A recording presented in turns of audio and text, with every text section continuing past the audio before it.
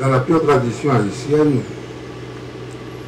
messieurs et dames de la société, en vos titres et qualités, bonjour. Permettez-moi tout d'abord d'ouvrir cette cérémonie par un moment de recueillement. Notre pays vient de subir des pertes irréparables avec la disparition de figures emblématiques de notre patrimoine culturel.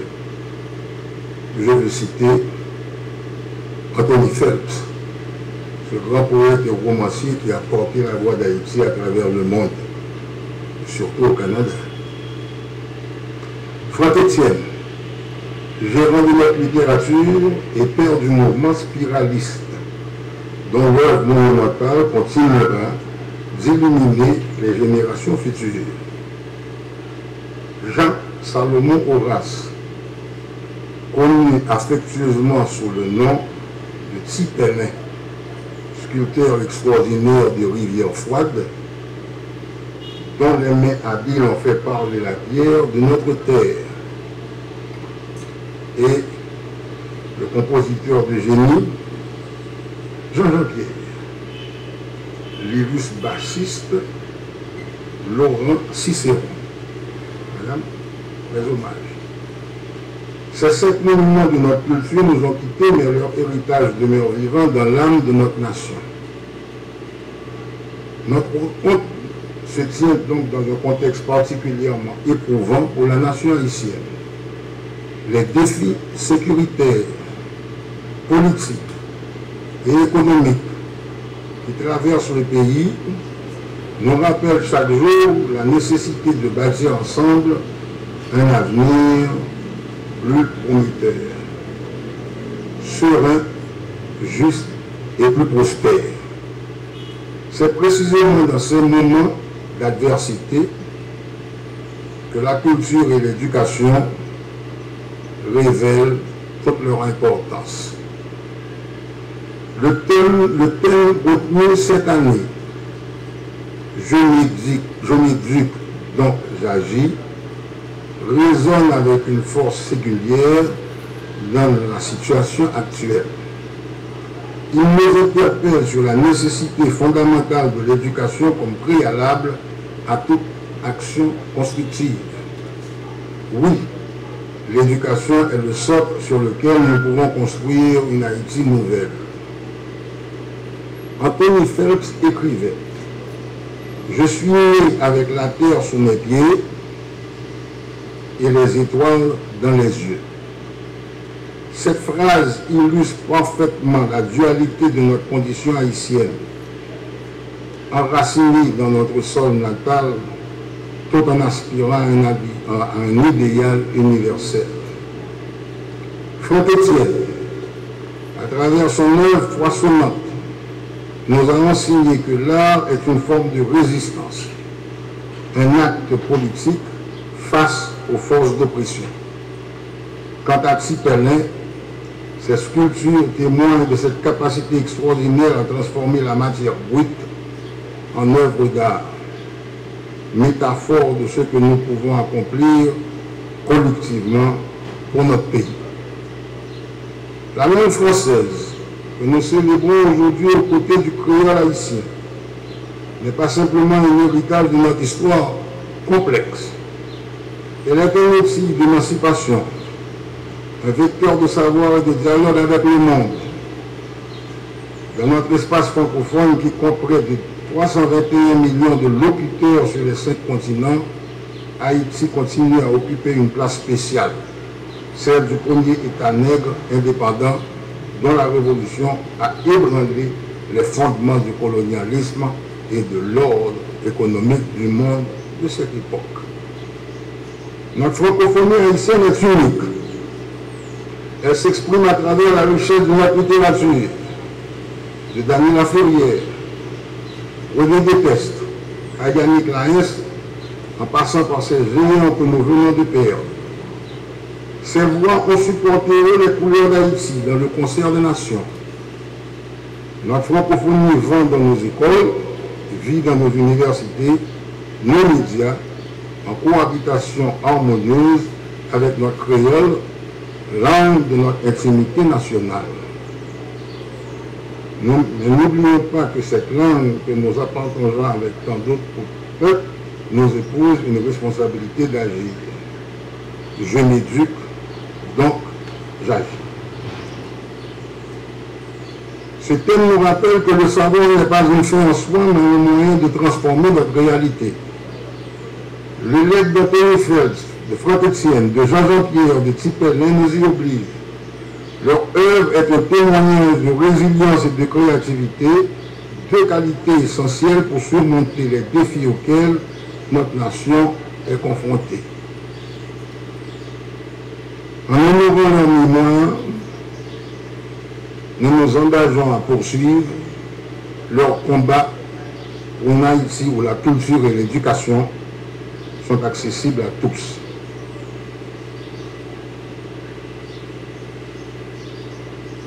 Le ministère de la Culture et de la Communication s'engage pleinement à soutenir toutes les initiatives qui valorisent notre patrimoine linguistique et culturel, tout en ouvrant des perspectives d'avenir pour notre jeunesse.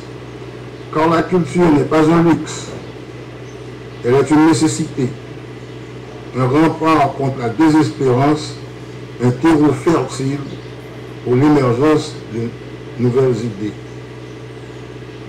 En conclusion,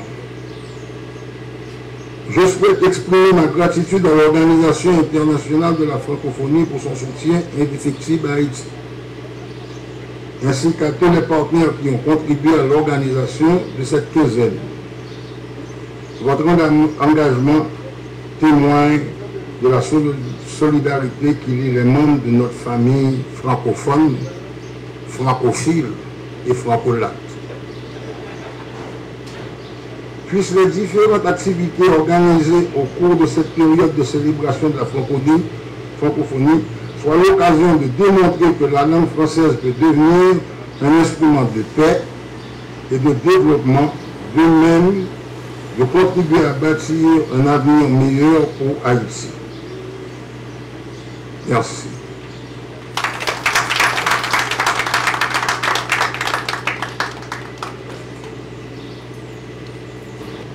Bonjour à tous. Encore en Haïti, toujours en Haïti, toujours en Haïti.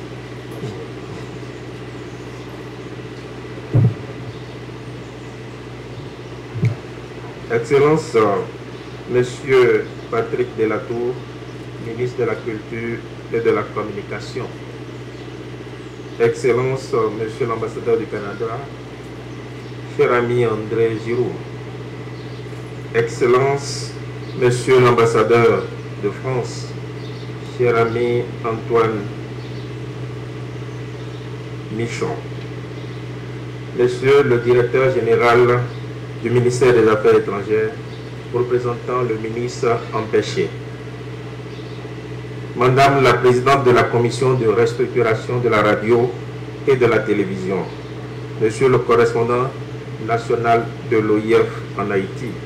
Mesdames, Messieurs les directeurs généraux, Mesdames, Messieurs les responsables à divers niveaux, en vos rangs, grades et titres respectés. Mesdames, Messieurs, chers confrères de la presse, honorables invités, la présente cérémonie de lancement de la quinzaine de la francophonie édition 2025 se déroule au moment où une délégation de la francophonie est en train de quitter le pays. Une délégation envoyée par la secrétaire générale de la francophonie et conduite par l'ancien président du Burundi, Domitien Ndayizeye.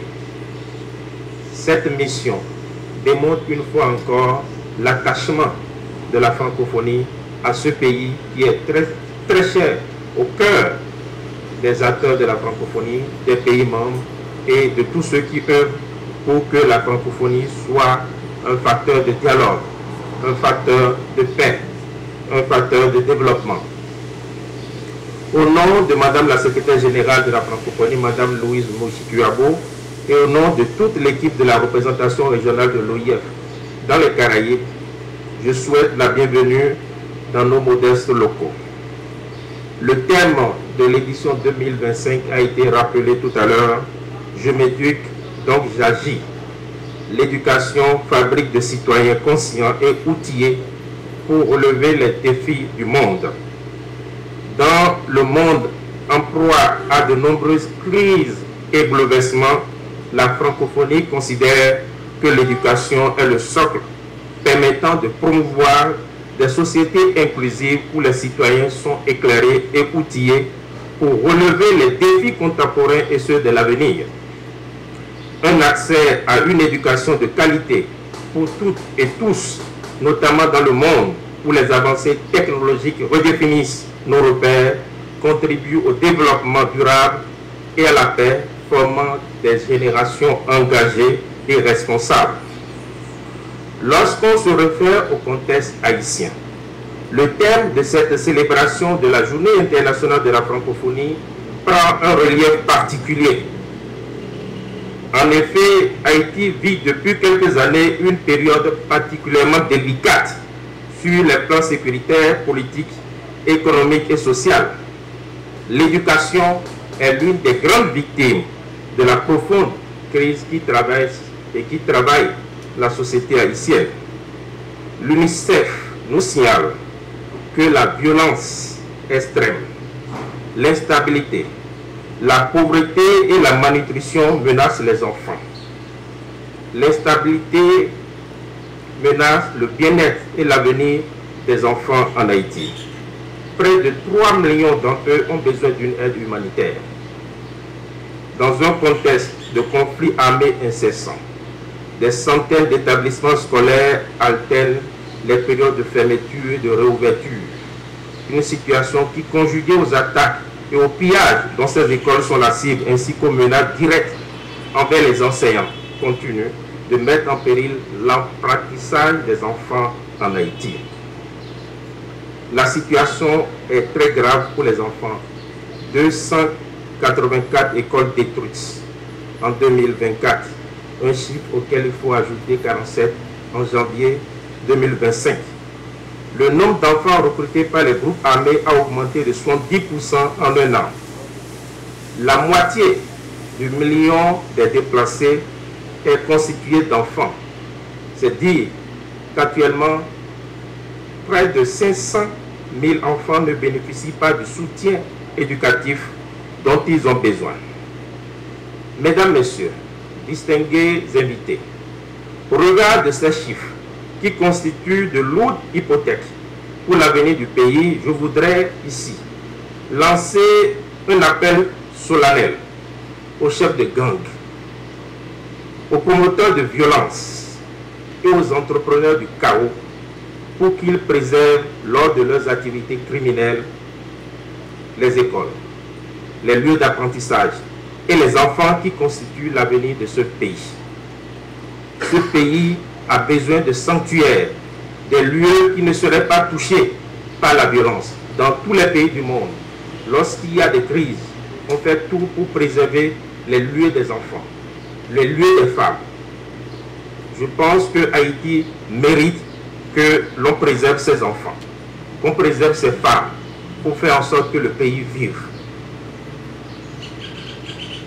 Tout le monde doit se mobiliser pour que l'école, préservée de la violence, se concentre sur le contenu de sa formation en vue de faire des enfants haïtiens des citoyens conscients et outillés pour relever le défi du développement et les enjeux du monde contemporain.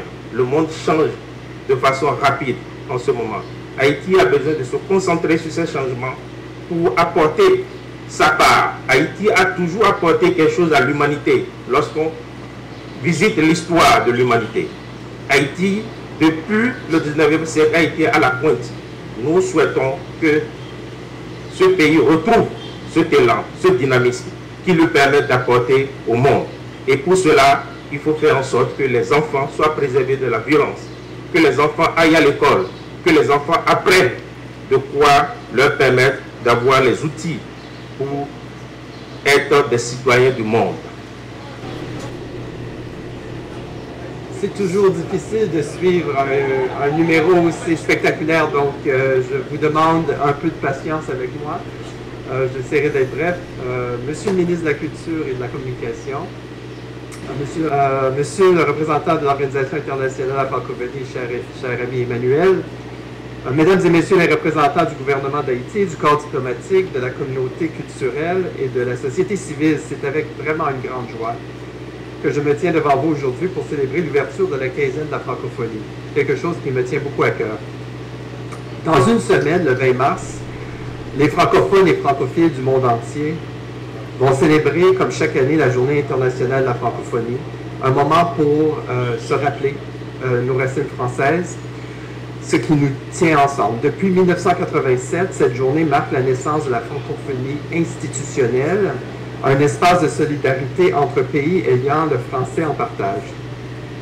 Il faut se rappeler, c'est un espace qui représente 67 États et gouvernements membres et plus de 321 millions de francophones à travers le monde. Cette solidarité est plus que jamais essentielle afin d'apporter des solutions aux défis auxquels le monde francophone fait face.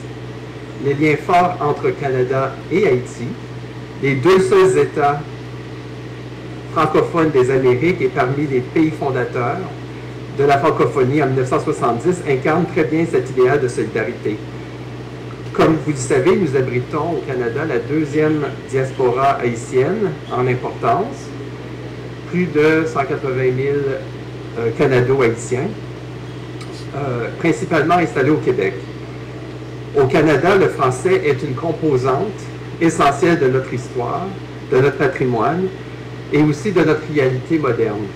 23% de la population canadienne aujourd'hui a le français comme langue première et c'est une réalité que nous célébrons tous les jours.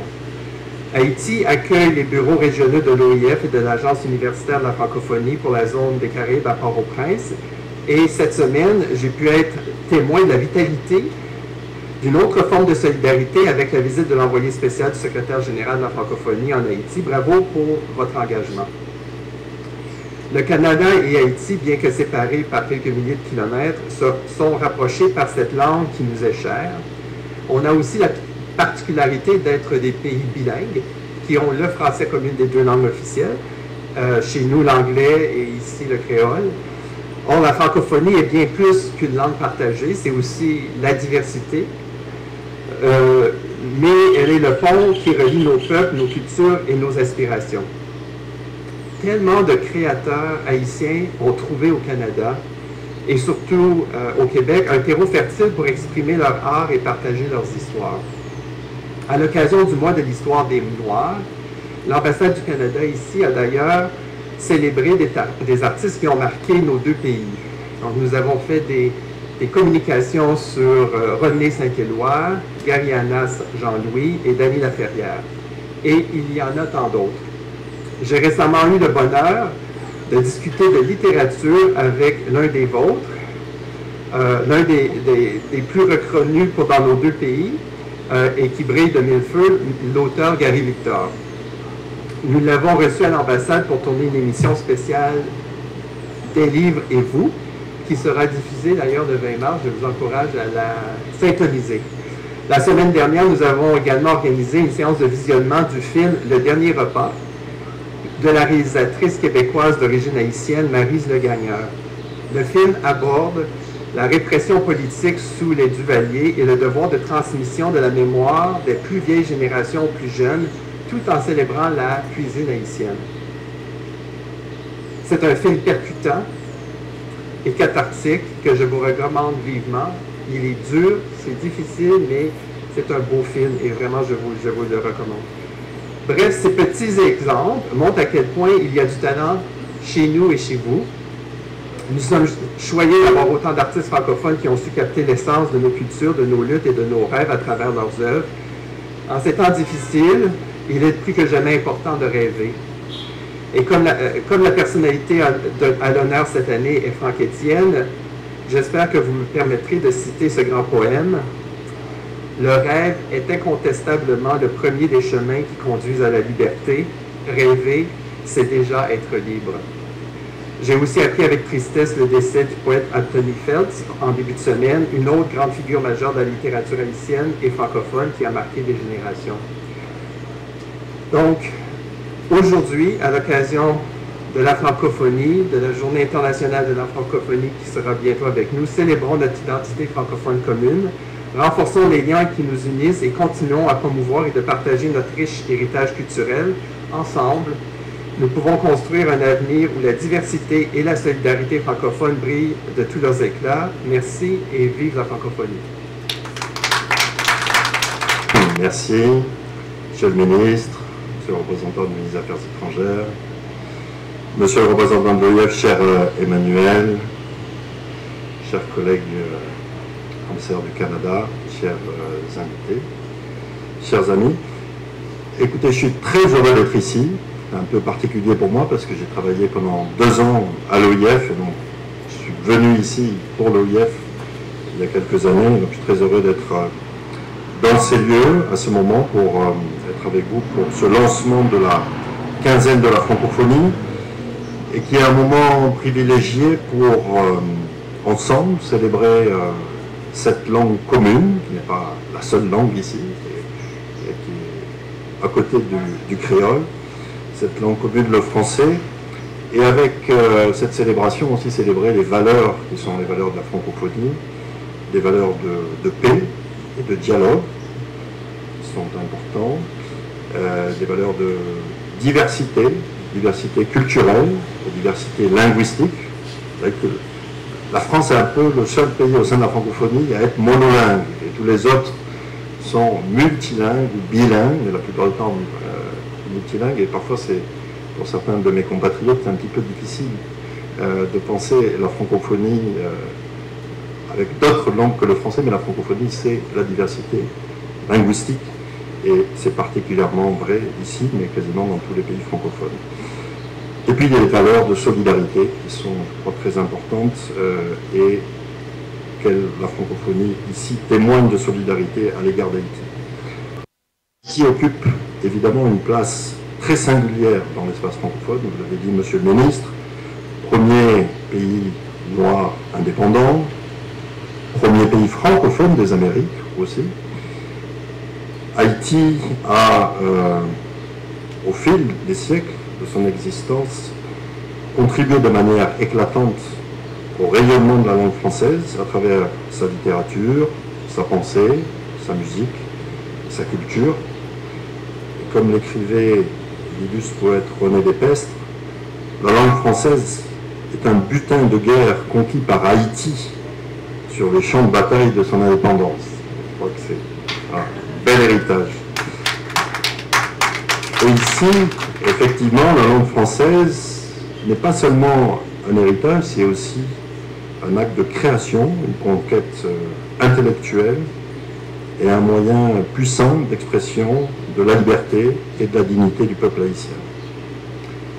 Et en cette quinzaine de la francophonie, nous rendons bien sûr hommage, et vous l'avez fait, Monsieur le ministre, hommage aux chers disparus récemment, mais aussi hommage à tous les écrivains, aux penseurs, aux artistes qui, par leur plume, par leur voix, comme on l'a entendu, enrichissent la langue française et lui insufflent une résonance singulière. Je pense à Jacques Roumain, à Yannick Lahens, Marie-Dieu Chauvet, Franck Etienne, évidemment, écrivain à la fois en français et en créole, puissamment en créole, et Lionel Trouillot, qui ont su faire de la langue française pour Haïti un espace de résistance, mais aussi un espace de beauté. Et je veux citer là Lionel Trouillot qui disait « Écrire en français, c'est trouver une place entre les mots pour faire entendre notre propre voix. » Je pense que beaucoup le font avec beaucoup de force et beaucoup de talent, et cette voix haïtienne est une contribution très importante à la francophonie. La francophonie, ce n'est pas juste une langue et un lieu un espace de création, c'est aussi un espace de coopération, un espace d'échange, un espace d'initiative partagée dans la solidarité. Et à ce titre, la France est fière de continuer à accompagner, malgré les circonstances qui parfois rendent les choses difficiles, d'accompagner des projets éducatifs, de soutenir l'éducation, notamment, c'est pas à travers la langue ou l'enseignement, c'est à travers les cantines scolaires couvre quasiment 100 000 élèves à travers le pays. Donc voilà, ça permet aux enfants, ça contribue puissamment à l'éducation aussi, à la participation des enfants à l'éducation, des initiatives culturelles, économiques, voilà, pour renforcer notre destin commun. Et on compte continuer aussi dans le domaine de la protection du patrimoine. Je sais, Monsieur le ministre, que vous y êtes attaché, et c'est très important, et contribuer aussi à valoriser la création artistique en Haïti, qui est particulièrement riche. Et cette semaine de la francophonie va nous permettre, quinzaine pardon, de la francophonie va nous permettre justement d'illustrer je dirais, cet engagement que l'on a. L'Institut français accueille aujourd'hui même un concert du chanteur haïtien James Germain. La semaine prochaine, il y aura à l'Institut français une causerie suivie de lectures sur la mer et la révolte, un dialogue entre René Despestre et Aimé Césaire, qui a passé plusieurs mois ici et voilà, beaucoup contribué au débat intellectuel ici en Haïti. Et puis il y a aussi nos 5 alliances françaises qui là aussi restent ouvertes, n'ont jamais fermé, comme l'Institut français. 5 alliances françaises, donc à Jacmel, au CAI, Jérémy, Gonaïves et Cap-Haïtien, donc vraiment à travers le pays. Et ces 5 alliances françaises, bien sûr, contribuent à l'enseignement du français, mais pas que du français, aussi du créole et d'autres enseignements. Et ce sont des espaces culturels, et donc pendant cette quinzaine de la francophonie, il y aura une programmation assez riche. Je ne vais pas donner tout le détail parce qu'il y a beaucoup de choses, mais il y aura notamment un concours Plume d'Or, des projections de films, des ateliers d'écriture, des conférences débats, des tables rondes.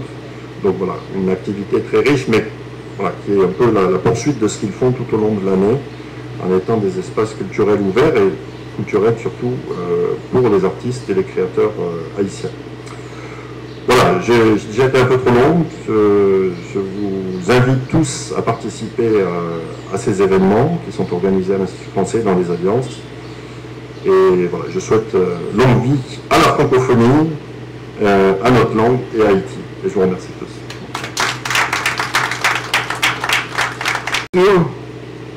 Excellences, messieurs les ambassadeurs de France et du Canada, monsieur le représentant en Haïti de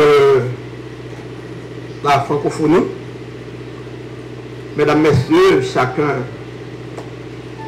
en vos titres et qualités, tout protocole respecté, je tiens d'abord à vous transmettre les salutations les plus cordiales et les plus protocolaires du ministre des Affaires étrangères, son Excellence Albert Jean-Baptiste. Je ne prétends pas le remplacer derrière ce micro, comme on vient de le dire, car s'il était là, il aurait, avec la verve que vous le connaissez et l'élégance que vous le connaissez, il aurait traduit justement les profonds sentiments du gouvernement haïtien envers cette organisation qui nous lie au monde francophone. Mais le soir a voulu que je prenne la parole ce matin et à sa place, à l'ouverture de cette quinzaine de la francophonie 2025. Je salue derrière ce micro les hommes et les femmes qui partagent avec nous autres haïtiens ce patrimoine immatériel, à savoir la langue et la culture française. Cette situation va spécialement vers les femmes. Elles viennent juste de célébrer le week-end dernier le jour mondial des femmes. L'éducation des femmes, vous le savez tous, constitue l'un des éléments fondamentaux dans la construction de la citoyenneté mondiale. D'ailleurs, les femmes représentent plus de la moitié de l'humanité. Le thème central retenu cette année, je m'éduque, donc j'agis, nous montre que l'éducation fabrique de citoyens concrets et c'est l'instrument le plus utile pour relever les grands défis de l'humanité et en ce qui nous concerne de la République d'Haïti. Ce thème est très significatif à double point de vue.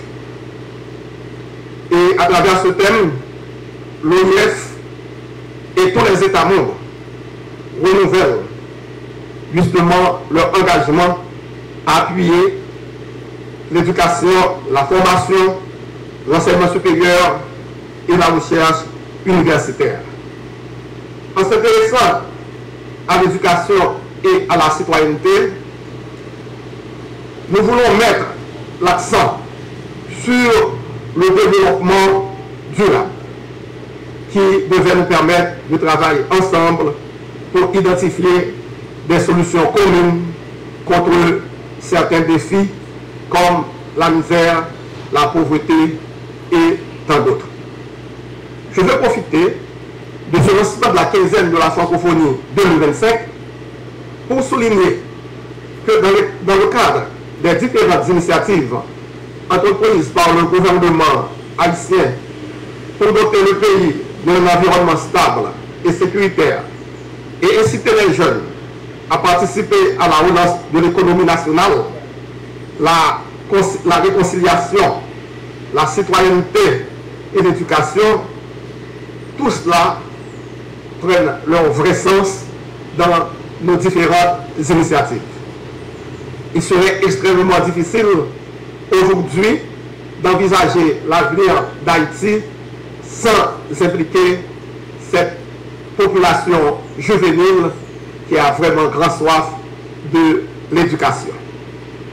Mesdames, Messieurs, je dois vous dire que ce thème est également interpellatif dans son souci d'aborder les grandes questions de l'avenir du monde et de la mondialisation.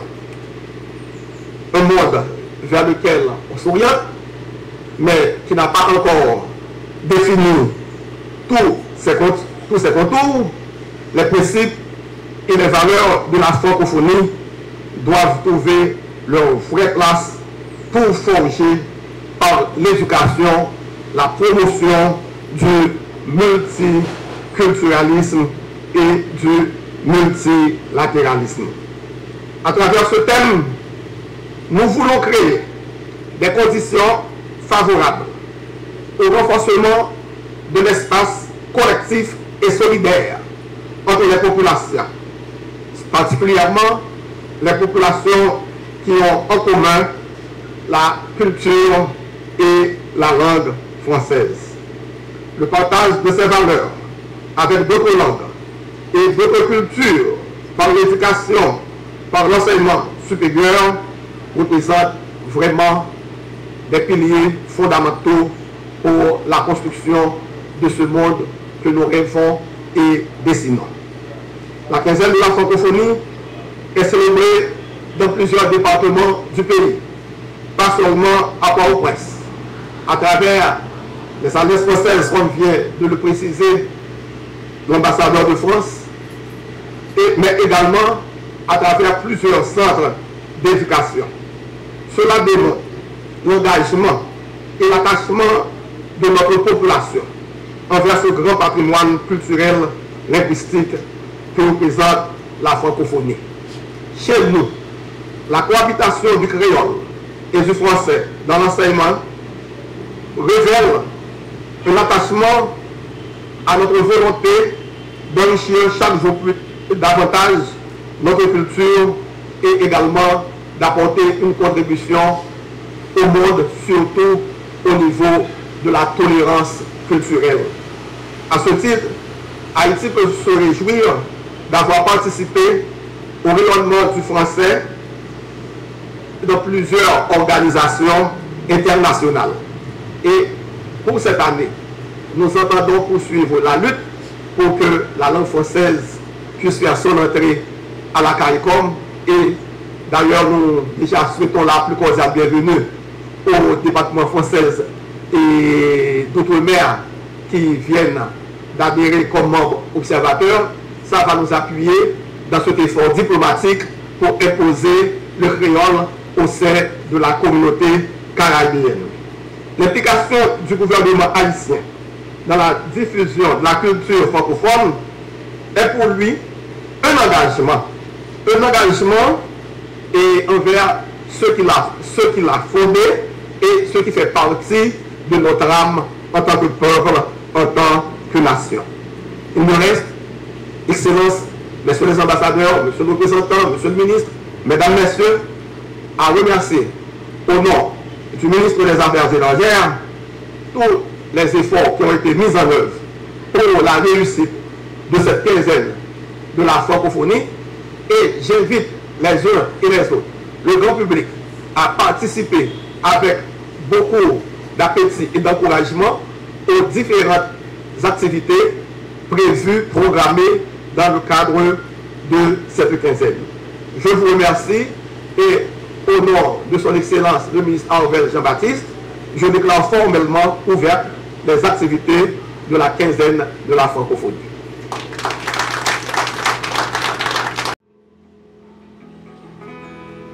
Des yeux qui font des sourires, un rire qui se perd sur sa bouche.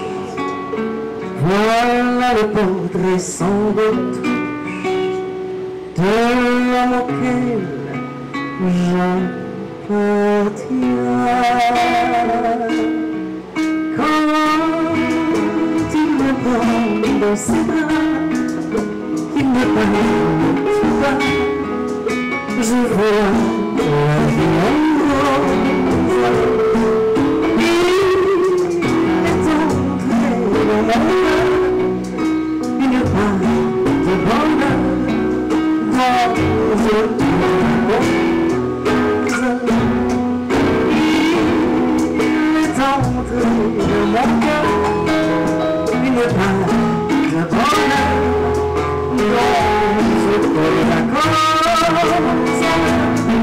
C'est lui pour moi, il a voulu la vie.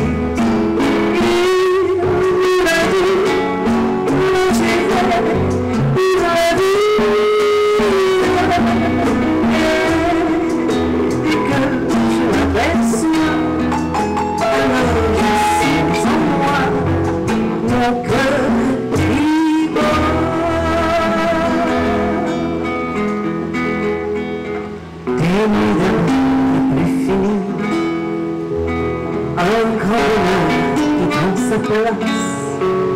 Les ennuis, les chagrins s'effacent.